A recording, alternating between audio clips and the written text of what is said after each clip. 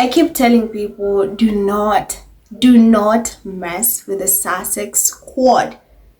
Do not mess with squaddies. But it's like they keep undermining us. They keep underestimating us. And I am so proud. If I've never mentioned it before, I hope now you know that I am so, so proud of each and every one of us. The squaddies, we are a force to be reckoned with. We don't play when it comes to Harry and Meghan. How dare you? So now, after the outrage, the social media outrage, remember the Telegraph wrote this unhinged article, and they are always lying.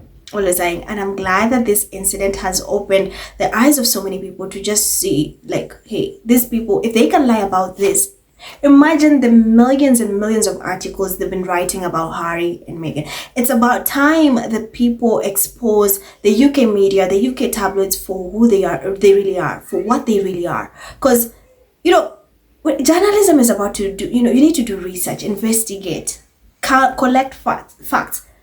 Don't be biased. There's ethics in journalism, but the UK media threw that out the window. They don't care. Like Harry said, when it comes to the British press, the tabloids, whatever, they don't care about the truth. For them, it's just writing a story, driving clicks, selling the story, the money. That is what they do, and it's wrong. It's really wrong. So remember, Telegraph wrote an article saying, "Oh, this man Teko, is a brother to Prince Seeisos, and that he said Harry stopped, working hard for sentebale after he married Meghan. Like always, they like dragging Meghan into it. Personally, I think this is." The UK media script. They give someone a script, pay them money, say, hey, this is what you want to say. Talk bad about Meghan, talk bad about Harry. We are paying. This is a script, just go. I'm sorry. And this is why they don't do the investigations. They don't do the investigations. And it's sad. It's really sad because you could have it takes you a second to research. You could have known that this guy is not Prince Seeisos' brother. But no. You're about selling a story, getting money. I'm sorry, guys. I'm a little bit sick, so bear with me. You could have done that. You could have conducted good research, but no. So after they published that article, the Sussex squad was not playing. They called them out. And they had to come out and apologize. But personally, I don't even think it's an apology, to be honest with you. It's not an apology, and I know they were fuming like, why do we have to apologize for this? Why are we apologizing for this? Why do we need to apologize? I think that's what they cannot stand, the fact that they had to apologize. So sentebale's scandal deepens as British press spreads falsehoods about Prince Harry's role. So Prince Harry's departure from sentebale sparked headlines around the world, but none stirred more confusion than a now debunked claim made by a Lesotho royal figure who falsely presented himself as the brother of Prince Seeisos, Harry's longtime co-founder. The bizarre twist, originally published by the Telegraph and later corrected, has raised serious questions about media credibility and the true forces behind the swirling controversy.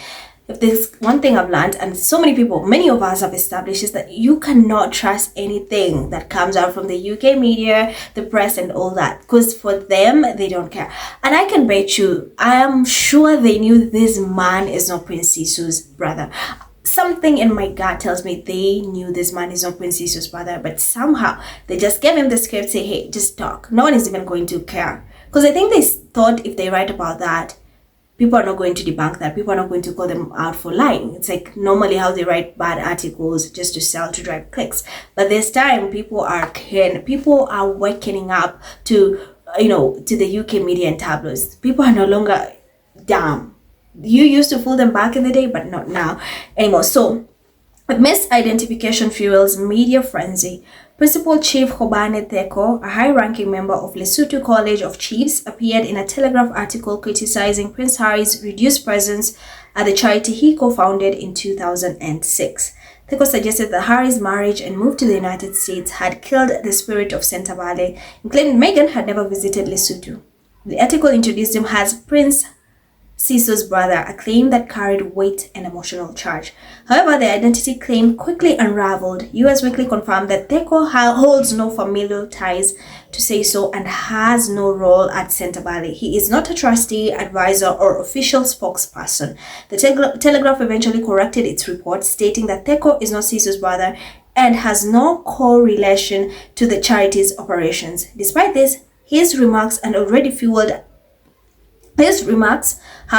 fueled our narrative, suggesting Prince Harry had abandoned the charity that helped define his early philanthropic career, implicating Meghan as the reason for his supposed withdrawal. So here's what the Telegraph said after people furiously called them out for lying. So instead of just saying, hey, we are sorry, we apologize, next time we are going to do research or what, no, this was a correction. This article previously reported that Chief Kobane Teko is the brother of Prince Seiso of Lesotho. This was incorrect. Chief Teko is the chief whip of Lesotho's Senate and a senior and influential member of the College of Chiefs and the royal family. We are happy to correct that record. I know they were pissed. Oh no, they were not happy. They were not happy to correct that. And I'm telling you, this was intentional. There's no way these people did not know this guy is not Prince Seiso's brother. Because even if you Google, it takes you seconds to Google to know. So there's no way they wrote this article. It's just they wanted to fuel hate, more hate, the smear campaign towards Harry and Meghan. And when people called it, they received the backlash. That's when they're like, oh, okay, we heard you, correlation. So let's talk about the truth behind the headline. So Prince Harry's role in Sentebale shifted gradually over the years, influenced by royal duties, fatherhood, and a global pandemic. After moving to the United States in 2020, his ability to travel to Southern Africa became more limited. Yet, in his most recent visit in 2024, where he appeared alongside King Leslie III and Queen Masenate, signaled enduring ties and local support. Images of Harry advocating for HIV prevention and youth empowerment contradict Teko's portrait of detachment, and that's why I keep telling you it was a script. They get a script, the UK script, the UK tablet script, tell them, hey, see this, bring in Meghan, see he cannot work, he's not been here, he abandoned the kids. They do that all the time. So tellingly, Prince Seiso never echoed Teko's criticism. In fact, he remained publicly supportive of Harry, even during periods of reduced activity. The two stepped down together from Sentebale's board in March 2025 amid broader governance issues and internal conflict with Chair Sophie Chandauka. The joint exit, coupled with a wave of trustee resignations, triggered a charity commission investigation that both sides welcomed. Okay, so now as the charity faces regulatory review and a re-examination of its leadership, the damage from false reporting lingers. The media misrepresented a false source as a family insider, spreading misinformation that unfairly questioned Prince Harry's commitment and distorted public perception. The timing and tone suggest this may not have been a simple error, but part of a broader effort to undermine both Harry and Meghan, especially in areas where their philanthropic work threatens to eclipse the monarchy's own. Absolutely true. When it comes to sources, you have to, and journalism, I think, or I believe, you have to do really, really good research. You have to do research. And that's why so many people don't even believe Daily Mail or these UK tabloids, because they can never have named sources, just sources. But we know these people don't exist. They just make up stories. An example is this similar incident.